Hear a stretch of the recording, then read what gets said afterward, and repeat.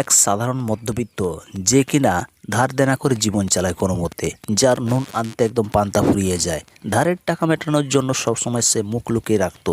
সে একদিন কোটি কোটি টাকার মালিক হয়ে যায়, কিন্তু কিভাবে জানতে হলে আজকের এই মুভি এক্সপ্লেনটি আপনাকে দেখতেই হবে। এই যে লোকটিকে দেখছেন, এর নাম ভাস্কর। সকাল হতে সে মর্নিং ওয়ার্কে যায়, কিন্তু সেখানে তাকে কিছু সিবিআই অফিসাররা তার পথ আটকায়। সিবিআই অফিসার লক্ষণ রাও তাকে গাড়িতে বসিয়ে ব্যাংকে নিয়ে যায় ইনকোয়ারি করার জন্য। ভাস্কর এই ব্যাংকে মূলত চাকরি করত। 2 দিন আগে সে রিজাইন করেছে। যেহেতু খুব সকাল তারা ব্যাংকে আসে, তাই ব্যাংকে কোনো লোকজন ছিল না। ভাস্কর সিবিআই অফিসারকে জিজ্ঞাসা করে যে তার অপরাধটা কী। এতে সিবিআই অফিসার লক্ষণ রাও তাকে বলে ব্যাংকের চেক ডিসমিস করা এবং অন্যান্য অভিযোগ, মূলত তার বিরুদ্ধে জালিয়াতি অনেক রয়েছে। তবে এই ইনকোয়ারিতে ভাস্কর চুপচাপ থাকে। পরে ভাস্করের স্ত্রীর ফোন আসে এবং বলে বাড়িতে ইনকাম ট্যাক্স অফিসাররা তল্লাশি করছে। আর এতে ভাস্কর তার স্ত্রীকে বলে তাদের সঙ্গে কোঅপারেট করতে। কিন্তু ভাস্কর এখানে কেন চুপ রয়েছে? সত্যিই কি সে অপরাধ করেছে? জানতে হলে আমাদের গত 3 বছর আগে যেতে হবে। 3 বছর আগে, তখন সময়টা ছিল 1989 সাল। তখন ভাস্কর এই মাগাধা ব্যাংকের একজন সাধারণ কর্মচারী ছিল। তার প্রতি মাসে বেতন ছিল মাত্র 6,000 টাকা, কিন্তু ব্যাংকের লোন ছিল 36,000 টাকা। ভাস্কর তার দক্ষতার কাজের সঙ্গে এমনভাবে করত, যার জেরে সে 3 বার পর পর বেস্ট ওয়ার্কারের পুরস্কারও পেয়েছে। তার পরবর্তী ইচ্ছা ছিল এমআরএ পদের জন্য, কারণ ওই পদটি আর 1 মাস পরে যিনি কাজ করছেন তিনি রিটায়ার করবেন। বেতনের টাকা হতো না, তাই সে সাইড ইনকামের জন্য ব্যাংকে আসা লোকেদের কর্ম পূরণ করে সে তাদের কাছ থেকে কিছু টাকা নিয়ে ইনকাম করত। এইভাবে সে কাজ শেষ করে যখন বাড়ি আসতো, ছোট গলিতে আসার সময় এখানে প্রচুর লোকের ভিড় ছিল, তাই সে আস্তে আস্তে করে গাড়ি চালাতো। আর লোকেরা ভাস্করের দিকে বিরক্তিভাবে চেয়ে থাকে, কারণ তারা ভাস্করের কাছ থেকে অনেক টাকা ঋণ পেত। তবে ভাস্কর তাদেরকে কোনো মতে ফাঁকি দিয়ে বাড়িতে আসতো। তার বাড়িতে আছে তার বাবার নাম প্রহ্লাদ কুমার, যে কিনা রিটায়ার্ড চার্টার অ্যাকাউন্ট্যান্ট ছিলেন। ভাস্করের মা ছোটোবেলাতেই মারা গেছে। এক ভাই আছে যে কিনা ইঞ্জিনিয়ারিং কলেজে পড়ে, আর এক বোন আছে যে কিনা ডিগ্রি কলেজে পড়ে, আর ভাস্করের স্ত্রী ও এক ছেলে আছে। এই হচ্ছে ভাস্করের ফ্যামিলি। যাই হোক, কোনো মতে এইভাবে অল্প খুশিতে তাদের জীবন চলতো। আজ রাতে ভাস্করের শালা ছেলের জন্মদিন ছিল, তাই তারা রেডি হচ্ছিল সেখানে যাওয়ার জন্য। যেহেতু ভাস্করের কাছে কোনো টাকা ছিল না, তাই সে গিফটের জন্য তার ছেলের প্রিয় খেলনাটা গিফট হিসেবে নিয়ে যায়। ভাস্কর গরিব ছিল বলে তার শ্বশুর বাড়িতে সে কোনো সম্মান পেত না। ভাস্করের স্ত্রীও তাদের কাছ থেকে কোনো গুরুত্ব পায়নি, কারণ ভাস্করের স্ত্রীর সুমিতির মা চাইতো সে ভাস্করকে ছেড়ে দিক, এতে সুমিতির আবার বিয়ে দেবে। এটা শুনে সুমিতি খুবই কষ্ট পায়, তাই সুমিতি ভাস্কর আর তার ছেলেকে নিয়ে সেখান থেকে বের হয়ে যায়। তারা একটা ক্যাফে আসে। ভাস্করের ছেলে কার্তিকের প্রচণ্ড খিদে পেয়েছিল, তাই ভাস্করের যেহেতু টাকা কম ছিল, সে 2টো বার্গার আনতে যায়। কিন্তু হোটেল কর্মচারী ভাস্করের পরিস্থিতি থেকে 2টোর দামে 3টি বার্গার দেয়। এই দেখে সুমিতি সত্যিই খুবই কষ্ট পায়। পরের দিন ভাস্কর যখন ব্যাংকে কাজ করছিল, সেখানে অ্যান্থনি নামে একজন লোক আসে লোন নিতে। যেহেতু তার কাছে বন্ধক দেওয়ার মতন কিছু ছিল না, তাই এর আগেও অ্যান্থনিকে ভাস্কর তাড়িয়ে দিয়েছিল। তবে ভাস্কর তাকে লোন দেয় না, আর অফিসের পিয়ন বন্ধু সাম্বাকে বলে এই লোকটাকে হ্যান্ডেল করতে। সাম্বা ভাস্করকে বলে সে যেন অ্যান্থনিকে সাহায্য করে। অ্যান্থনি ইলেকট্রনিকের ব্যবসা আছে। সে মালয়েশিয়া থেকে 30টা টিভি আনিয়েছিল। এগুলির দাম 2.5 লক্ষ টাকা। যে জাহাজে টিভিগুলো আসার কথা ছিল, সেই জাহাজের ক্যাপ্টেন ছিল অ্যান্থনির বন্ধু। তার ডিল ছিল অগ্রিম 50,000 টাকা দেবে আর মাল ডেলিভারির সময় 2 লক্ষ টাকা দেবে। কিন্তু তার বন্ধু এখন ঘুরে বসেছে আর সব টাকা একসঙ্গে চাইছে, না হলে ডেলিভারি দেবে না আর মালগুলো নিলামের দামে বিক্রি করে দেবে। এই জন্য অ্যান্থনির লোনের প্রয়োজন। সাম্বা ভাস্করকে বুদ্ধি দেয়, যেহেতু ভাস্করের শালা কন্ট্রাকশনের কাজ করে এবং তার কাছে প্রচুর অর্থ রয়েছে, সে যদি চায় কিছু টাকা অ্যান্থনিকে দিতে পারে, আর ভাস্কর যেন সেটা ম্যানেজ করে দেয়। এটা করলে অ্যান্থনি টিভির বক্স আবার ফিরিয়ে পাবে এবং সেটা বিক্রি করে কিছুটা অংশ ভাস্কর আর সাম্বাকে দিয়ে দেবে। যেহেতু দেশে টিভির প্রচুর চাহিদা রয়েছে, তাই দামও ভালো রয়েছে। এই বলে তারা অ্যান্থনিকে পরে আসতে বলে। পরের দিন সকালে ভাস্কর যখন অফিস যাওয়ার জন্য বেরোচ্ছিল, রাস্তায় তার সঙ্গে দেখা হয় তার পাওনাদার পাটিল ভাইয়ের সঙ্গে। পাটিল ভাস্করের থেকে 10,000 টাকা পেত। সে রাস্তায় ভাস্করের সঙ্গে প্রচুর খারাপ ব্যবহার করে আর ভাস্করের স্কুটিটাও ছাড়িয়ে নেয়। এতে ভাস্কর দৌড়ে অফিস পৌঁছয়। এখানে এসে সে আর একটি শক খায়। অফিসের যে এমআরএন পত্রা ছিল সেটা অন্য কেউ পেয়ে গেছে। এটা দেখে ভাস্করের খুব খারাপ অনুভব হতে থাকে। এরপর সে খারাপ পথ বেছে নেয় টাকা ইনকাম করার জন্য। সে অ্যান্থনিকে অফিসে ডাকে আর অ্যান্থনির হাতে 2 লক্ষ টাকা দিয়ে দেয় আর তাকে বলে টিভি বিক্রি করে যে টাকা অ্যান্থনি পাবে তার 20% ভাস্কর আর সাম্বাকে যেন দিয়ে দেয়। এটা দেখে সাম্বা বলে এত টাকা সে কোথা থেকে পেল? ভাস্কর বলে ওঠে ব্যাংকের ভোল্ট থেকে এই টাকা সে নিয়েছে। আগামীকালকে তার বাবাকে হসপিটালে চেক আপ করাতে হবে, ভাইয়ের পড়ার জন্য টাকা দিতে হবে, সংসারের খরচও লাগবে। যেহেতু পিঠ দেওয়ালে ঠেকে গেছে তবে আর কিছু করার নেই, তাই সে এই রিস্কটা নিচ্ছে। এতে সাম্বা ভয় পেয়ে যায়, কেননা ম্যানেজার যদি জানতে পারে এই ব্যাপারে তবে তাদের চাকরি চলে যাবে এবং তাদেরকে জেলও হতে পারে। অ্যান্থনি ভাস্করকে বলে 2 ঘন্টার মধ্যে সে সমস্ত টাকা ঘুরিয়ে দেবে। এদিকে ভাস্কর বাড়িতে চলে আসে। 2 ঘন্টা কেটে যায়, তবুও অ্যান্থনি টাকা ফেরত দিতে আসে না। ভাস্কর খুবই চিন্তিত হয়ে যায় এবং খারাপ কাজ করার জন্য ভাবতে থাকে আর তার চোখটা জুড়িয়ে যায়। হঠাৎ তার স্ত্রী তাকে ডেকে বলে যে সাম্বা এসেছে। ভাস্কর দ্রুত বাইরে এসে দেখে সাম্বা দাঁড়িয়ে আছে। অ্যান্থনিও তার সঙ্গে রয়েছে হাসি মুখে। তাকে দেখে ভাস্করের যেন প্রাণ ফিরে পায় এবং সে খুবই চিন্তামুক্ত। অ্যান্থনি ভাস্করের 2 লক্ষ টাকা ফিরিয়ে দেয় আর সে যে টিভি বিক্রি করে 2.5 লক্ষ টাকা পেয়েছিল তার থেকে 50,000 টাকা ভাস্করের হাতে তুলে দেয়।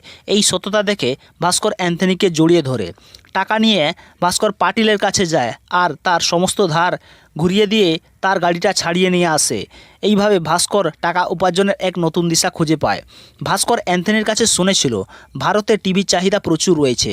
তারা যদি মালয়েশিয়া থেকে টিভি ভারতে এনে বিক্রি করে তবে একটি টিভির থেকে তারা 5 গুণ টাকা বেশি অর্থ উপার্জন করতে পারবে। তাই ভাস্কর ব্যাংকের ভোল্ট থেকে নিয়মিত টাকা চুরি করতে থাকে এবং অ্যান্থনিকে দেয়। এক্ষেত্রে তারা প্রচুর টাকা আয় করে। ভাস্করের যত ধার দেনা ছিল সে সব মিটিয়ে ফেলে আর বাড়িরও উন্নতি করতে থাকে। এতে ভাস্করের স্ত্রী সুমিতির সন্দেহ হয়। সুমিতি জানতে চাইলে ভাস্কর বলে সে ব্যাংক থেকে লোন নিয়ে সাম্বার সঙ্গে এক নতুন ব্যবসা শুরু করেছে। এতে সুমিতিও বিশ্বাস করে নেয়। ভাস্কর সুমিতিকে কিছু টাকা দিতে চায় গয়না কেনার জন্য, কিন্তু সুমিতি নিতে চায় না। সুমিতি বলে এই টাকাটা তার ছেলের কার্তিকের জন্মদিন পালন করবে। যেহেতু তাদের পরিবার খুবই গরিব মধ্যবিত্ত ছিল তাই কার্তিকের জন্মদিন তারা ভালো মতো পালন করেনি। সুমিতির কথা মতো তারা সমস্ত আত্মীয়দের ডেকে একটি বড় মাপের জন্মদিন পালন করে। আত্মীয়রা এত বড় জন্মদিন আগে কখনো দেখেনি, তাই তাদের চোখ তাক লেগে যায়। পার্টিতে সাম্বা ও অ্যান্থনি আসে। অ্যান্থনি ভাস্করকে বলে তার ছেলে আমেরিকায় চাকরি পেয়ে গেছে। অ্যান্থনি সেখানে থাকার জন্য ডাক পাঠিয়েছে, কিন্তু অ্যান্থনি যেহেতু তার ছেলের বোঝা হয়ে থাকতে চায় না তাই তার কাছে বর্তমানে আর কিছু টাকা নেই।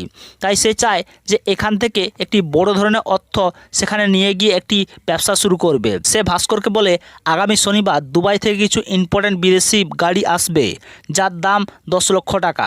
সেগুলো বিক্রি করলে তারা প্রচুর পরিমাণে অর্থ উপার্জন করতে পারবে। কিন্তু এতগুলো টাকা যেহেতু ভাস্করের কাছে ছিল না এবং ভোল্ট থেকে আনা সম্ভব নয়, তো সেক্ষেত্রে ভাস্কর তেমন একটা গুরুত্ব দেয় না। পার্টি শেষে ভাস্কর বাড়িতে গিয়ে দেখে সবাই খুশিতে ছিল, কারণ তারা এর আগে কোনোদিন এইভাবে পার্টি করেনি। কিন্তু কার্তিক কান্না করছিল। সে বলে তার স্কুলের বন্ধুরা সবসময় তাকে খটা দিত, বলে লোকের বাড়ির পার্টিতে সে সবসময় যেত আর নিজে কখনো পার্টি দেয়নি। তাই এই জন্মদিন পার্টিটি দেওয়ার জন্য সে আজ খুব খুশি, তাই সে কান্না করছিল। এইসব দেখে ভাস্কর সত্যিই ভাবতে থাকে যে তার পরিবারের সমস্ত দায়িত্ব তো তার কাছে। তাই সে পরের দিন অ্যান্থনিকে ডেকে ভোল্ট থেকে 10 লক্ষ টাকা লুকিয়ে দেয় ফরেন গাড়ি কেনার জন্য। কিন্তু তারা গাড়িগুলি নিয়ে আসলে একটা সমস্যা দেখা দেয়। যেই পার্টি গাড়িগুলি কেনার জন্য কথা ছিল সেই পার্টি কিন্তু গাড়ি নিতে চায় না। ভাস্করের চিন্তা পড়ে যায়। সে অ্যান্থনিকে বলে সমস্ত ডিলারদের যোগাযোগ করতে, যাতে গাড়িগুলি বিক্রি করা যায়। এতে অ্যান্থনি ফোন করে সমস্ত ডিলারদের থেকে জানতে পারে গোয়াতে একজন পার্টি রয়েছে যে কিনা এই গাড়িগুলি কিনতে চায়। তাই তারা আজকের মধ্যে যেন গোয়াতে এই গাড়িগুলি ডেলিভারি দেয়। তারা এই বিদেশি গাড়িগুলি মহারাষ্ট্র থেকে গোয়াতে এতগুলো চেকপোস্ট পার করিয়ে কিভাবে নিয়ে যাবে।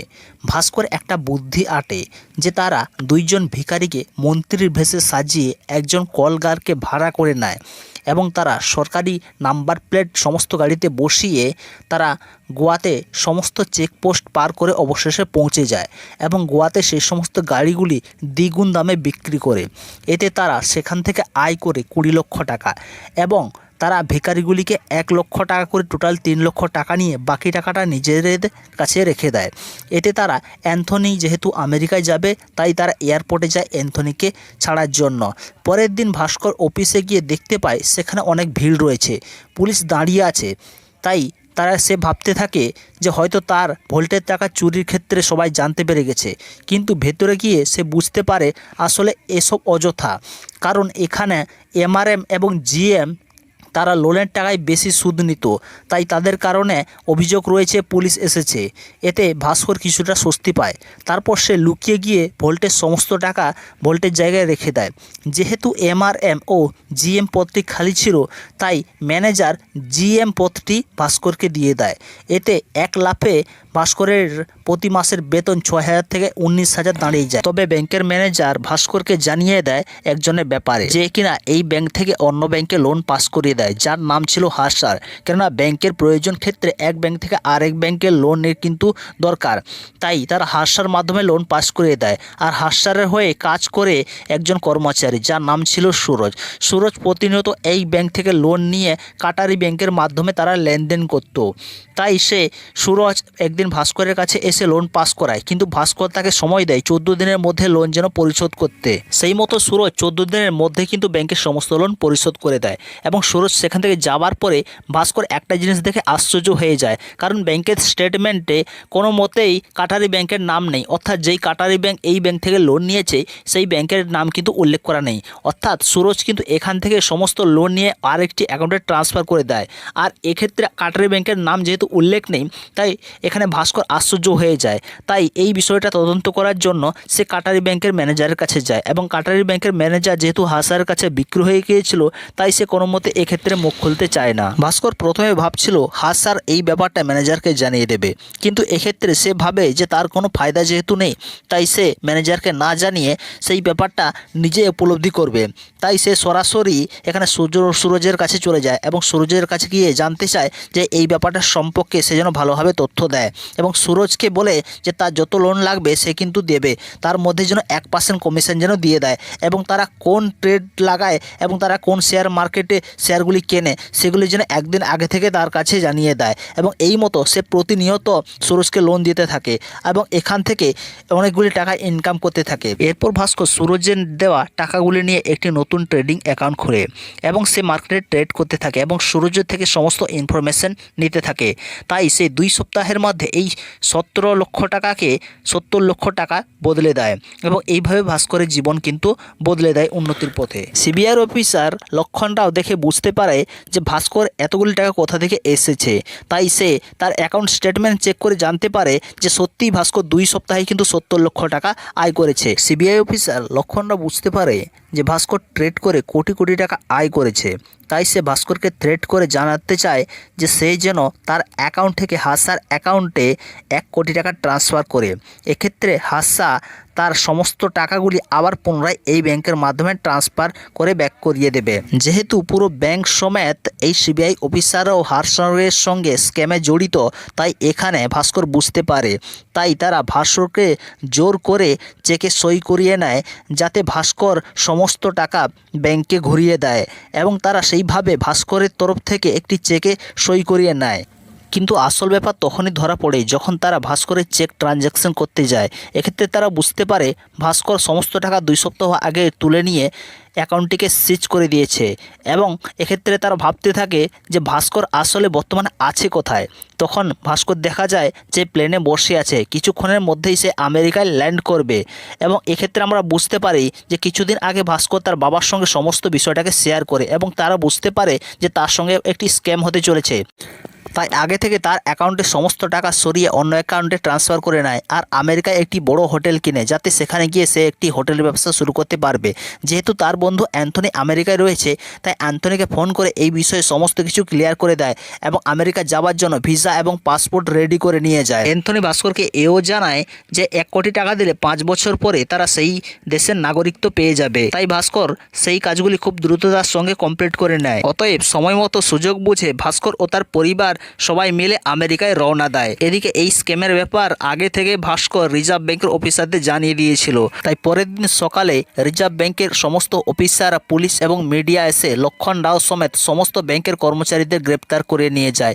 আর এদিকে ভাস্কর নতুন হোটেল খুলে আমেরিকায় খুব সুখ শান্তিতে বসবাস করতে থাকে। এইভাবে আমরা কিন্তু ভাস্করের 0 থেকে কোটিপতি হওয়ার গল্পটা ভিডিওর মাধ্যমে জানলাম। তো ভিডিওটি যদি ভালো লেগে থাকে অবশ্যই ভিডিওটিকে দয়া করে একটি লাইক করবেন আর চ্যানেল থেকে যদি নতুন নতুন ভিডিও পেতে চান চ্যানেলটিকে আজই এক্ষুনি সাবস্ক্রাইব করে থাকবেন। ভালো থাকবেন, সুস্থ থাকবেন।